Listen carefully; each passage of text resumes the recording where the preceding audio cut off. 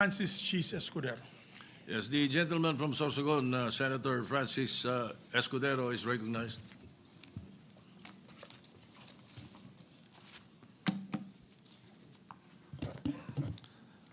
Thank you, Mr. Senate President. Thank you, distinguished Majority Floor Leader. I rise to make a brief manifestation in response to the events of recent days.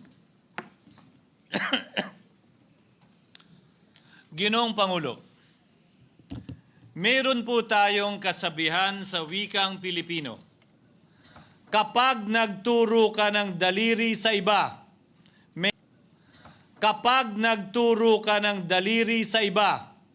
may tatlong daliri na nakaturo palagi pabalik sa iyo. Sa mga nakaraang linggo, malinaw na nililihis ang galit ng taong bayan tungkol sa mga ghost at substandard flood control projects mula sa mga totoong may kasalanan patungo sa Senado at sa ilang mga miyembro nito. Tila pilit na ginagawang panakipbutas, ika nga at fall guy, at diversyon ang mga senador palayo sa Kamara at sa mga tunay na may sala. Klarong-klaro po ang script nito. Ipitin ang tatlong dating DPWH officials, pakantahin sa kanila, mema banggit lang na senador, habang pinagtatakpan ang mga congressman na tunay nakasabwat nila sa mga lugar na ginagalawan nila.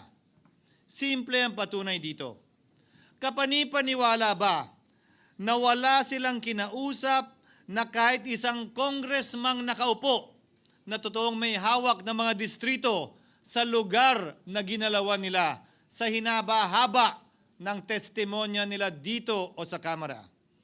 Banggit sila ng banggit, name drop sila ng name drop ng pangalan ng senador. Mas kinaklaro naman kung inyong papakinggan na wala silang masabing direktang nakausap o binigyan ng anuman. Lahat ito para lamang ipako ang mga senador sa media at sa publiko at ilayo ang atensyon sa Kamara at mga congressman. Bakit nga ba? Dahil tila mas malaking isda, ika nga, mas mataas, mas kilala ang mga senador kumpara sa congressman? Umaasa sila na maiibsan ang galit ng tao sa kanilang mga anomalya ukol sa flood control at tuluyan na silang makakatakas mula sa anumang pananagutan. Isang tao lamang, Ginoong Pangulo, ang nasa likod ng script at sarswelang ito. Siya ang dahilan ng kaguluhan, pagkakaaway-away, pagkakawatak-watak na ngayon yumayanig sa ating bayan, maprotektahan lamang ang sarili niya. Ang pangalan niya ay matagal nang bulong-bulungan sa bawat sulok ng bansa, pero ngayon, unti-unti nang sinisigaw ng taong bayan.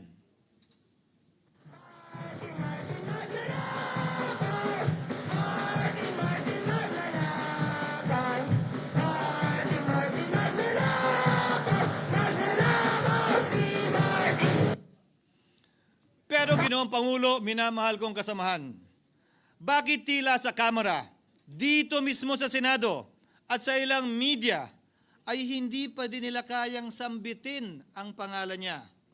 Pues, sasabihin ko, Martin Romualdez. Minsan ang binanggit ng mga diskaya ito mismo dito sa Senado, ang kanyang pangalan. Pero agad itong pinabawi nung humarap sila sa Kamara. Binanggit ni Master Sergeant Gutesa ang kanyang pangalan. Pero ultimo notaryo, natunto nila at pinabawi nila ang pagnotaryo. Buti na lang, huli na't nasabi na niya ang pangalan ni Martin Romualdez na pinanumpaan dito mismo sa ating Blue Ribbon Committee. Hindi ba't si Ginoong Gutesa, hindi ba't si Sergeant Gutesa lamang ang bukod tanging testigo na walang kinalaman, hindi sangkot sa flood control issue, walang hininging immunity, deal o proteksyon kapalit ng kanyang pagtestigo? Siya ang kauna-unahang nagtestigo na personal na naghatid ng pera sa bahay mismo ni Martin Romualdez. Ang salaysay niya, Ginoong Pangulo, ay kumpirmasyon ng matagal nang isinisiwalat ni Congressman Chanco at Mayor Magalong kung sino ang ulo sa paglilimas sa kaban ng bayan na ating naririnig na rin. 13,803,693 with Congressman Saldico as proponent. For the record, ang binabanggit po nating Representative Elizalde siya po yung chairman ng House Appropriations Committee. Walang kaduda-duda yan. Ito nga, hirap na hirap silang banggitin pa yung isa sa mga mastermind nila dyan, si Saldico. Hirap na hirap pa silang banggitin. May isa pang mas mataas sa kanya? Hindi naman gagalaw yun kung walang... Siyempre, hindi naman gagalaw yun kung walang pahintulot yung mas mataas sa kanya. Which is the House Speaker. Ginoong Pangulo, pahintulutan niyo po ako magkwento ng konti upang patotohanan ang mga salitang ito. Taong 2023 nung tinalaga si Ginoong Kiko Laurel bilang kalihim ng kagawaran ng agrikultura. Bilang suporta sa kanyang mandato, tinanong ko noon ang isang simpleng katanungan sa budget process natin. Bakit mas malaki ang pondo ng flood control kesa sa agrikultura?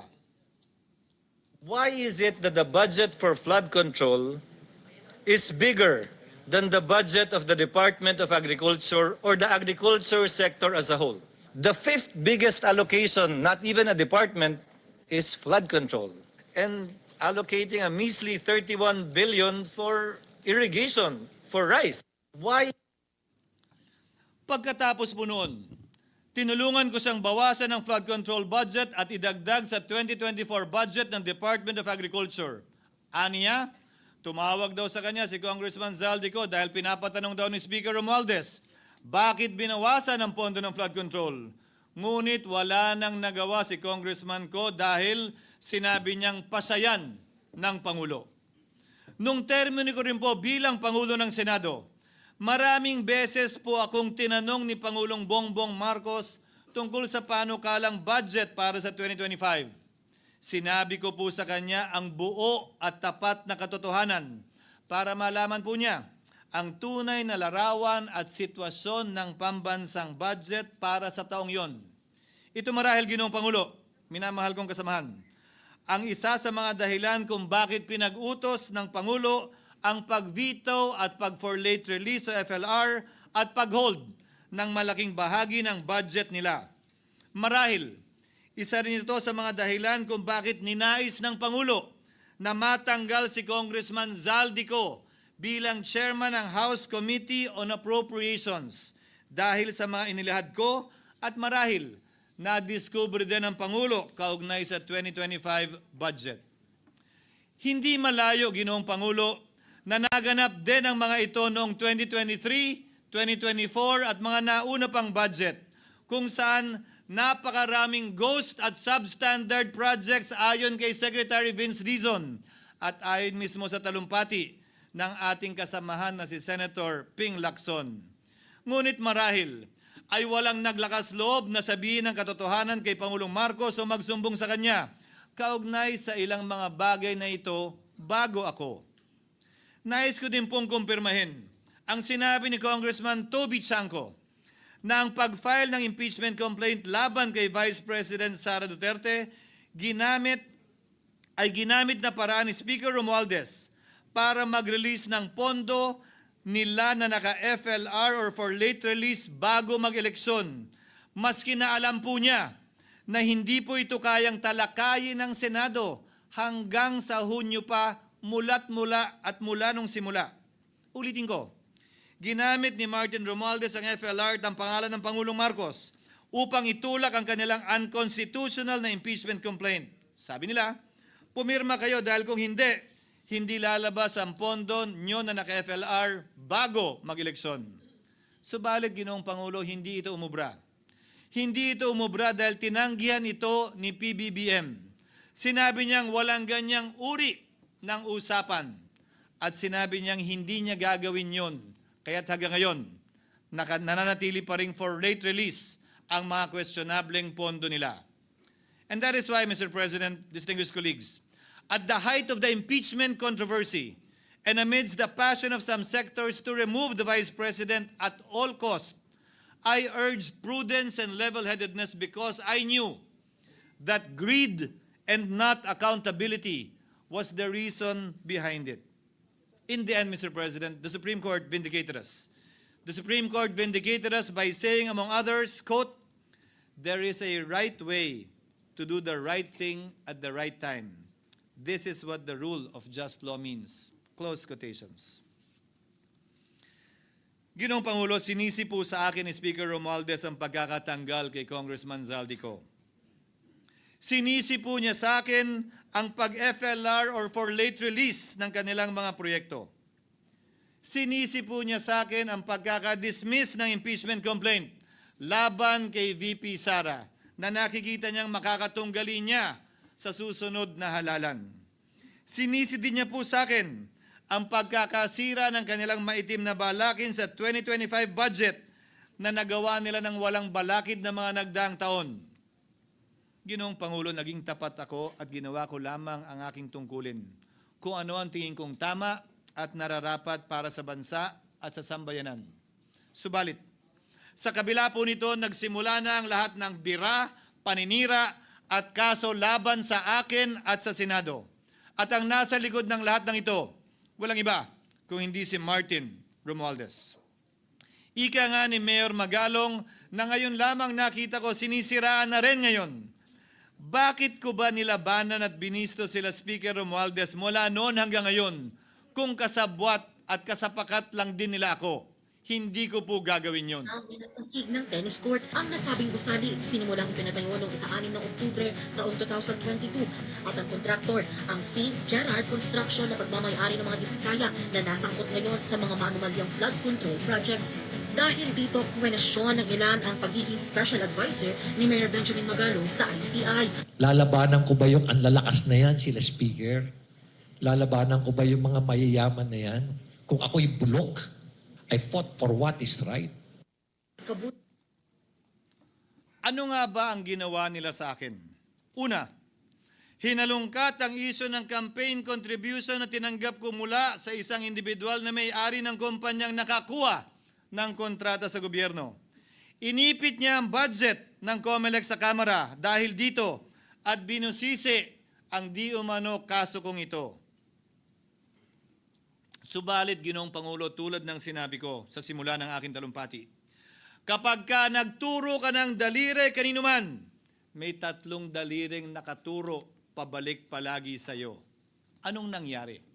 Hindi ba't biglang may lumabas na ulat ang PCIJ na ang dami naman palang opisyal, hindi lang senador, mas mataas pa ang tumanggap din ng ganung uri ng kontribusyon noong 2022 elections? Ang tanong ko ay simple. Kung legal at walang mali sa ginawa nila, edi dapat legal din at tama ang ginawa ko. Pero bakit ako lang ang iniimbestigahan tungkol dito? Higit pa doon, Ginoong Pangulo, hindi ba tayon kay Mayor Magalong merong 67 na miyembro ng Kamara na kontraktor? Ito po ay mga miyembro ng Kamara na may construction firm na nakakuha ng kontrata sa gobyerno. Kung bawal talaga ito, ibig sabihin ba niyan, bawal na nilang gastusin ang sarili nilang pera para sa kanilang sariling kandidatura? Bakit hindi din binubusisi yun? Bakit hindi inaalam yun? Ako lang talaga?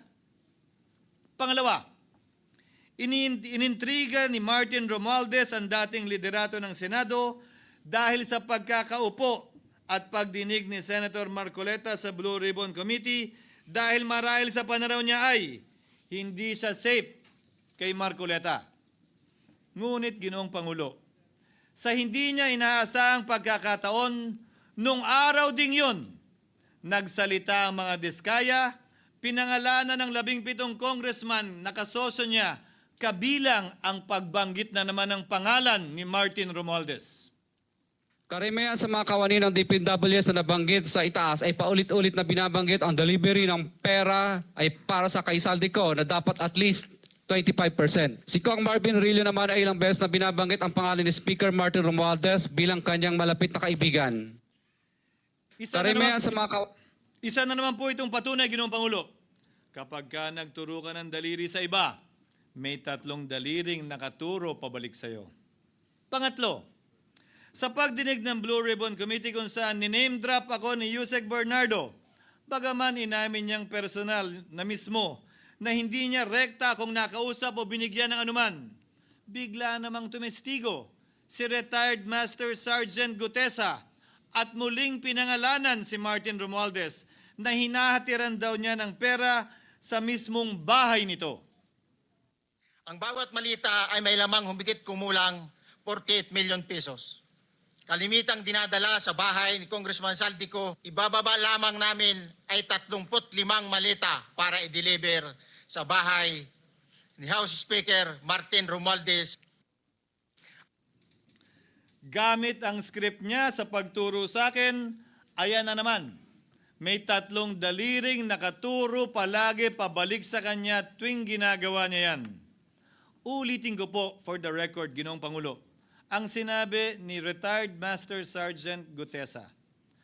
35 maleta ng pera na naglalaman na mahigit kumulang 48 milyong piso bawat isa o kulang-kulang 1.7 billion pesos sa isang delivery. Ay di umano hinatid niya sa iba't ibang bahay, sa iba't ibang pagkakataon ni Martin Romualdez. Subalit, sa kabila ng lahat ng ito, hindi ba nakapagtataka? Bakit hindi sinasama si Martin Romualdez sa anumang investigasyon? DOJ man, NBI man, AMLAC man. No ako po ay pinuntahan, no ako po ay dumalo sa imbitasyon ng ICI bilang resource person, binanggit ko at tinanong ko din ito sa kanila. Ganito ba katindi ang kapangyarihang hawak ni Martin Romualdez? Na bagaman hindi siya speaker, tila the name that cannot be mentioned pa din siya at nagagawa pa din niya ang nais niya kaugnay sa isang mapamiling hustisya o selective justice. Halimbawa, bakit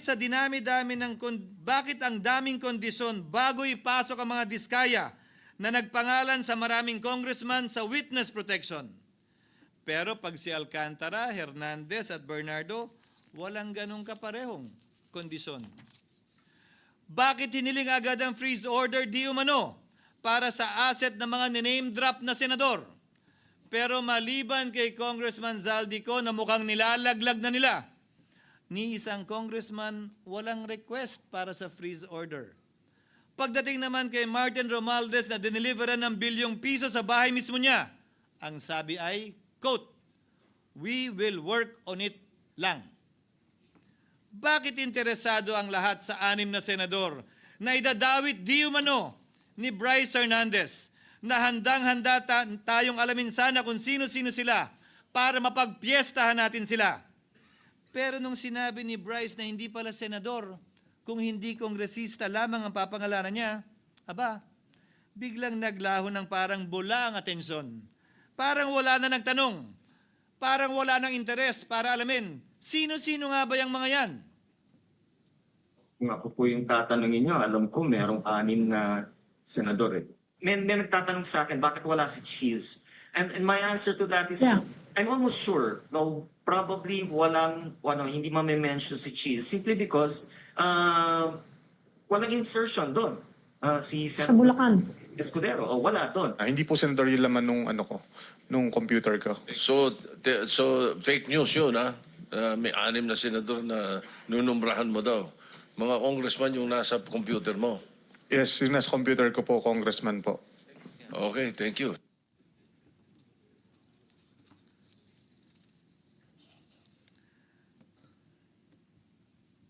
Nagkataon lang ba, Ginoong Pangulo, na ang mga nakaupong senador na dinidiinan sa ngayon ay ang dating Pangulo, dating pro tem, dating punong mayoriya ng Senado, na lahat nagkataon din lang ba na bumoto kontra sa depektibong impeachment ni Vice President Duterte o talagang tinumbok lang kami? In other words, Mr. President, are we truly for transparency and accountability, or are we merely offering a politically convenient sacrificial lamb in an attempt to appease the rage of the people? What is painful, Mr. President, is that along the way, reputations have been disparaged and tarnished. Innocent persons have been implicated, and the Senate is slowly but surely being destroyed. Nagkataon lang po ba na ang lahat ng ito o ito'y sumusunod sa isang script, direksyon at basbas ni Martin Romualdez? Sa kanyang script na naglalayong ilihis ang galit ng bayan mula sa kanya at sa mga kasabwat niya at ituro ito sa Senado at mga senador. Ginoong Pangulo, ang script at sarswelang ito ay di uubra dahil napakalayo po nito sa katotohanan. Napakasama sa panlasa at tinitiyak ko sa inyo, hindi po ito matatanggap at lulunukin ng sambayanang Pilipino. I've been in public service for 27 years. I've never been accused nor charged with corruption. This is the sterling record which they are trying to tear down, and I tell you, they will not succeed. I will defend myself, Mr. President, against these malicious and false allegations. In fact, I have already filed and will be filing necessary and appropriate charges against my accusers and prove them wrong. And with the help of the Almighty, I will be vindicated and declared innocent, I am sure. Kaya ko po ipagtanggol ang sarili ko, Ginoong Pangulo. Ngunit, Ginoong Pangulo, sino po ang nagtatanggol sa ating institusyon? Kaya't ang aking tanging hiling po sana sa inyo, Ginoong Pangulo, at sa ating mga kasamahan sa Senado. Labanan po ninyo at huwag niyong pahintulutang ang mapamiling hustisya na lantarang nangyayari sa harap natin ngayon. For what is happening now is selective justice and mob justice. Members of the Senate have been thrown off a cliff before the court of public opinion in an attempt to mollify the people's rage, thereby covering up the real perpetrators and giving them a chance to get away. Mr. President, I will not allow justice to be weaponized against the innocent to protect the guilty, because this corrodes the legitimacy of the law before our people's eyes. Wala pong naniniwala, bagkos lahat nagtatanong, bakit walang congressman nakasama sa investigasyon? But what about the other congressmen in Bulacan? Why haven't they been questioned? Called out, yeah. You think that they do not know what's going on? Ginoong Pangulo, mga minamahal kong kasamahan, huwag po tayong sumunod sa script ni Martin Romualdez. Labanan po natin ang script na ito. Pasagutin at imbestigahan lahat ng niname drop at nabanggit, congressman man, senador man at iba pang opisyal, at dapat kasama dito si Martin Romualdez.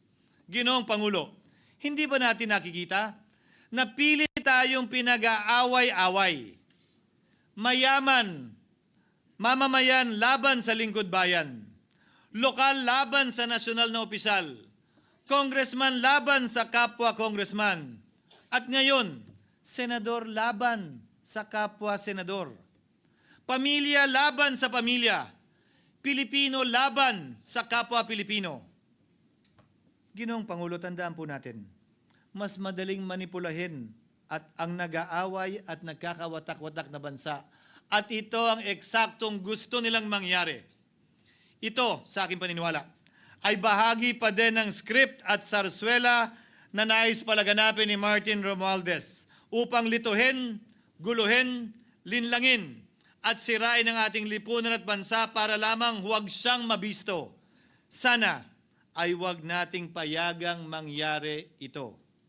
Ginoong Pangulo, tulad ng sinabi ko sa simula ng aking talumpati, sa kada mapang-akusa at mapanghusgang daliri na ituturo ninyo sa inyong kapwa, lalo na kung walang basehan, merong 3 daliring palaging nakaturo sa iyo pabalik. Sana po, maging mapanuri tayo. Huwag dali-daling magturo at maghusga dahil lamang sa napakinggan.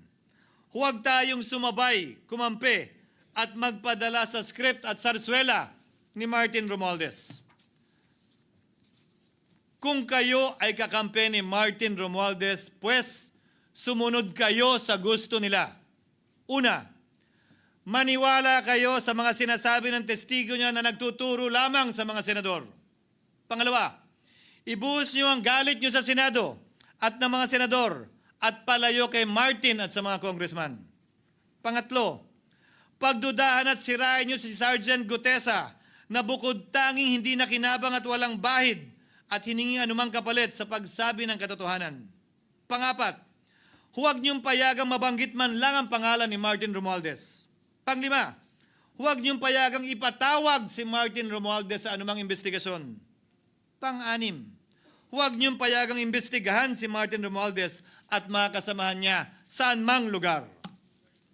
Ako, Ginoong Pangulo, hindi ako kakampi ni Martin Romualdez. Kaya lalabanan ko siya at lahat ng panglilinlang niya. Una, papatunayan kong hindi totoo ang mga panggigipit at paninira ng mga testigo niya laban sa akin at mga senador. Pangalawa, tututulan ko ang paglilihis at diversyon na ginagawa niya palayo sa kanya at sa Kamara. Pangatlo, hindi ko papayagang sirain ang mga senador pag away-awayin tayo at sirain ang institusyon ng Senado. Pangapat, pinaniniwalaan ko at saludo ako kay Sergeant Gutesa at iba pang katulad niya sa paglabas ng katotohanan. Panglima, hindi ako matatakot banggitin ng paulit-ulit ang kanyang pangalan, Martin Romualdez. At ipaglalaban kong ipatawag at imbestigahan si Martin Romualdez at lahat ng kanyang mga kasangkot at kasama. Ginoong Pangulo, mga minamahal kong kababayan, kung nais niyong lumitaw ang katotohanan, kung nais niyong panagutin ang tunay na salarin, kung nais po niyong makulong ang tunay na may kasalanan, huwag ninyong kampihan si Martin Romualdez. Punitin natin ang script ni Martin Romualdez. At higit sa lahat, huwag magpadala, huwag sabayan, huwag maniwala sa sarswela na nilalako ni Martin Romualdez. Maraming salamat po, Ginoong Pangulo, at magandang hapon po sa ating lahat. Thank you, Senator Francis Chis Escudero.